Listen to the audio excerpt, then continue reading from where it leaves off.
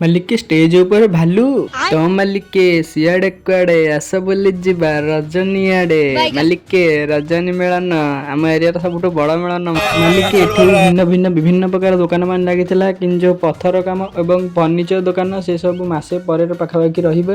ଏଠି 12ଟା ସାଢେ 12ଟା ଯାଏ ଗୋଟେ ମେଲୋଡି ହବ, ଆଉ ସେ ମେଲୋଡି ଦେଖିବାକୁ ଆମ ଭାଇ ମାନେ ଗହଳି ଲଗେଇ ଦିଅନ୍ତି। ଆଉ ମାଲିକେ ଡ୍ୟାନ୍ସ ସେ ତ ବୋବାଲେ ଆଉ ମାଲିକେ ଡ୍ୟାନ୍ସ କରି କରି ଆମ ଭାଇ ମାନେ ଥକିଗଲେ, ସେଥିପାଇଁ ଶୋ ଅଧାରୁ ଆମ ଭାଇ ମାନେ ଟିକେ ଯାଦୁ ଶୋ କରିଦେଲେ। ଆଉ ଯାଦୁ ଶୋ ଦେଖି ଦେଖି ଆମ ବାଦଲ ଉପରେ ନଜର ପଇଲା, ଯାହା ବେକରେ ସେ ଟାଟୁ କରିଥିଲା ଟେମ୍ପରାରୀ। ସେ ତ ଆମ ରଜ ମେଳନରେ ବି ସମ୍ଭବ କି ଆମ ରଜ ମେଳନ ପଡ଼ିଆରେ ଗୋଟେ ସୁଇମିଂ ପୁଲ କରାଯାଇଥିଲା, ଯଦି ଇଚ୍ଛା ଅଛି କାହାର ତ ସେ ଗାଧେଇ ପାରିବ। ଆମେ ତାପରେ ସବୁ ଜିନିଷର ଖଚାର କରିକି ଖାଇଚାଲିଲୁ, ଆଉ ସବୁ ଜିନିଷର ଟେଷ୍ଟ ବି ପ୍ରାୟ ସବୁ ଭଲ ଥିଲା। ତ ମାଲିକ ତାପରେ ଆମ ବଣ୍ଟି କହିବା ଯୋଗୁଁ ଆମେ ଯାଇକି ରୋଲ ମାଡ଼ କରିବାକୁ, ତାର ରୋଲ ମାଡ଼ କଲେ ରୋଲର ଟେଷ୍ଟ ବି ବଢ଼ିଆ ଥିଲା। ଆଉ ଭିଡ଼ିଓଟି ଭଲ ଲାଗିଥିଲା ଲାଇକ୍ ଫଲୋ ସବସ୍କ୍ରାଇବ୍ ନିଶ୍ଚୟ କରି ରହିଲି। ଜୟ ଜଗନ୍ନାଥ।